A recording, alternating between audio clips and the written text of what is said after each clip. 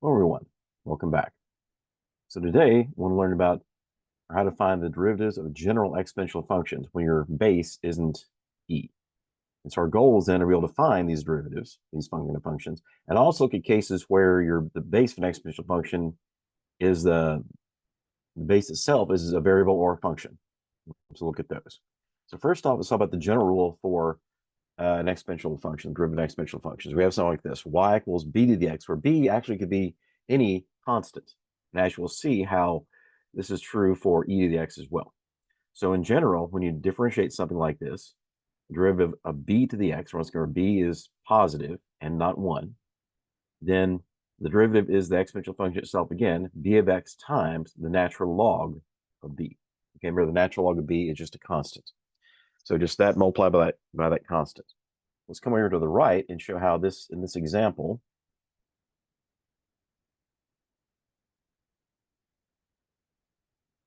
if I do, let's just call this y equals e to the x and show how this works. Okay, so if I use this rule, now you probably learned before how to find this derivative, just e to the x itself. Let's see why that's still true in this case. And so if I do y prime, that's going to be e to the x, okay, the same as the function, times the natural log of the base, and our base is e, and the natural log of e is equal to 1. Okay, so when you check in your calculator, the natural log of e or u, the first is just 1. And so this is y equals e to the x. But that's the only case where the natural log of the base will be 1.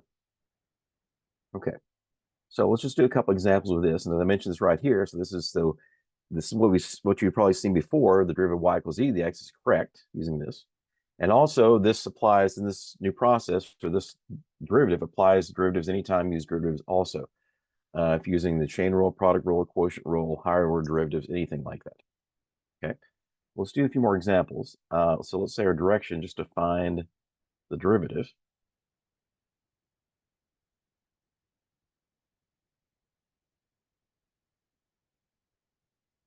Okay, so number one, let's say we have just y equals 5 to the x.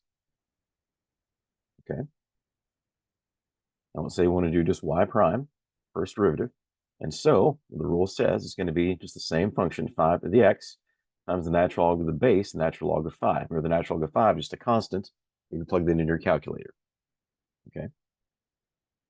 In fact, let's actually go to Desmos and do that real quickly. Just get approximation.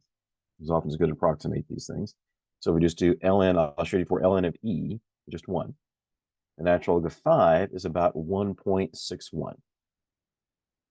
And so this is approximately 1.61 times 5 to the x. Okay, now let's say I also want to find the second derivative. Okay, so take the derivative of this again, where this is just a constant. And so it's going to be, I'll just bring this out first, the natural log of 5 times, once again, 5 to the x again. The derivative of 5x is this, let's put in parentheses, then times, so we'll move the constant out front, pass that through. Derivative of 5x, like we saw here, is 5x times the natural log of 5. And so the natural log of 5 is still just a constant. This becomes, we'll say, the natural log of 5 squared times 5 to the x. And that's our second derivative. Okay, now let's do another one. Let's say, and once again, this involves anytime we have to use the chain rule, product rule, anything like that, this works. Let's say we have a function like this. Maybe this is a function you have an application problem. Say I have something like 5,000 times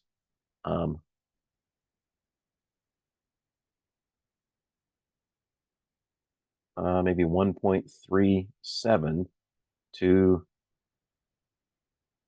the t. Okay, something a little more really complicated, but this might see something like this, an application problem where t is your variable. Okay, then if we do the derivative, so df with respect to t is going to be, of course, once again, 5,000 times the derivative of this is just the function itself again, 1.37 times t, and then times the natural log of 1.37. Okay. Now, if this is an applied problem, then we're probably going to want a more useful expression. Let's actually multiply this out. Let's go back to Desmos and multiply 5,000 times the natural log of 1.37. See what we get there.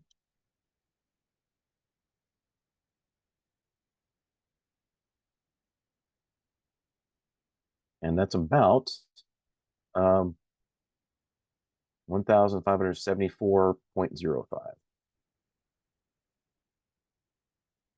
So about 1,574.05 times 1.37 t. Okay.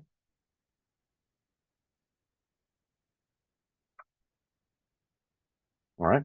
Or also, of course, if we have to use the chain rule. So let's say in this case, let's say we have our, let's call it something else. Let's call it g of x this time is going to be 8 times negative 4x. Okay. And so g prime of x. All right. So once again, we have, using the rule, is you have derivative of this exponential function is the exponential function, again, 8 to the negative 4x times the natural log of the base. So this is all still part of the rule before we get the chain rule. Natural log of 8, then times the derivative, using the chain rule, the derivative of, in this case, our exponent, which is negative 4. Okay? And so if you want to put that all together, you can write that as negative 4 times the natural log of 8. And then I just put a whole, so it doesn't get confusing, make it look like we're, in fact, let me write this out here. Probably a good idea when you write this to actually put a multiplication symbol in between. I'll show you why. So if you see this, make sure it doesn't look like that's 88 together. So I just put a little multiplication symbol right there to indicate it's 4, negative 4 times the natural log of 8, and then times 8, negative 4x. Okay. And of course, any time you have to use, again, chain rule, product rule, other quotient rule, still works. Now, let's do one more thing you need to learn is this. Let's actually just make a dividing line here. This is kind of a new, slightly new topic. Is what if you have a function where your base is also a variable? Like say maybe your, of course, if it's an exponential function, then your exponent has a, for example, a variable as an x in it. But what if your base also has an x in it? What can we do in that case? Well, we kind of approach it a bit differently. So what we're going to do is we can write it using, we can rewrite our expression. So if you have this g to some function g to the x times some other function h to the x, we can rewrite it this way using e. First, let's come over here and explain why that's true, and then we'll do an example. So let's say we have 2 to the x, okay? Now, I'm going to rewrite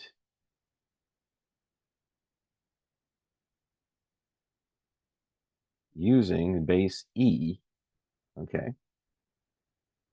And so from this rule here, what that's going to be, so 2 to the x is going to be the same as e to the x times the natural log of 2, okay? Now, maybe wondering why that's the case. So think back to your rules of exponents. When you have an exponent, these are your base. When you have the exponents here, what you can do is that you can actually multiply these in any order. This is the same thing as e to the x raised to the natural log of 2. This is also the same thing as e to the natural log of 2 raised to the x. That's true of, that's one of the rules of exponents. So you're multiplying, I multiply these in any order. So these are both equivalent. And if you remember, e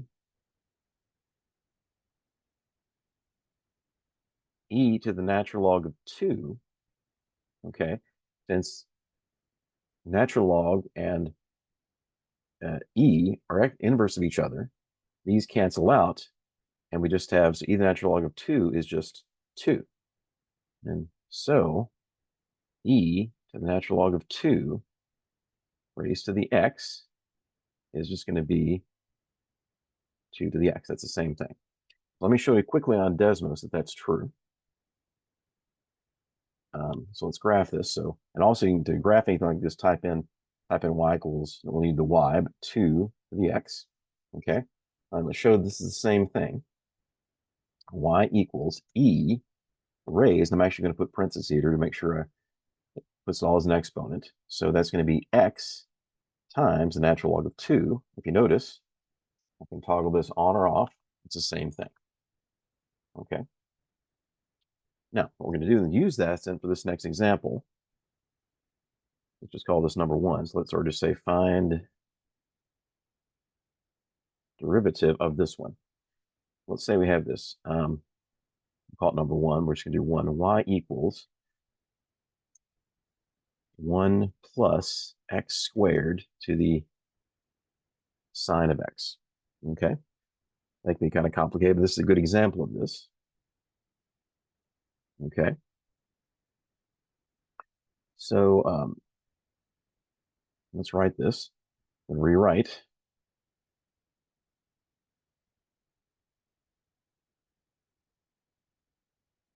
Using e.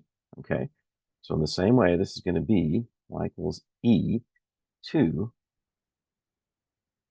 the sine of x. I'm going to write it in times, times the natural log of this. 1 plus x squared. Okay. Now, if you have to convince yourself that we rearrange things that we did before, right? This is e the natural log of this to the sine of x. We get that. Reduces to that. Okay. Now, so y prime. Now, this is going to be, still not going to be the quickest thing, but it's not going to be too bad. All right. So we have e to something. So we can use the chain rule. First off, the derivative of e to something is the something. So this is e to the sine of x times the natural log of 1 plus x squared. Then we need to use the product rule. I hope I don't run out of space. Move over here a bit. Okay. So use the product rule. So I'll just take the derivative of sine of x first, which is cosine of x, times the second function, natural log of 1 plus x squared. Okay. Then plus, so we have the first function by itself, sine of x, times the derivative of natural log of 1 over x squared. The derivative of the natural log of something is 1 over the something, 1 over 1 plus x squared. We're almost there. In fact, we just have to do some cleanup here. And then use the chain rule, the derivative of 1 plus x squared is 2x. So yeah, we're about out of space, but that's it. Okay, so let's clean up a bit. So y prime is going to be the same thing. E to the, in fact, we could just rewrite that.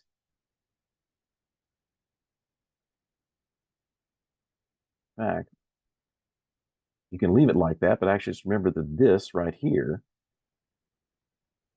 whole thing is just our y function. Let's write it back in the original form, a little bit more compact. 1 plus x squared, the sine of x, then times all of this. So we have the cosine of x times the natural log of 1 plus x squared, plus, and then we have here 2x times the sine of x over 1 plus x squared.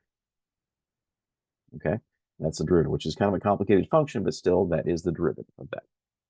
Okay, so let's review what we learned today. So what we learned is that the derivative of a general exponential function with any base that's a constant is just the exponential function then times the natural log of the base.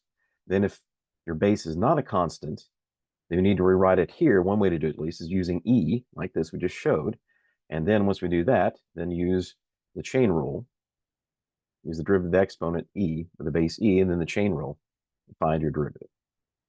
Thank you. Have a good day.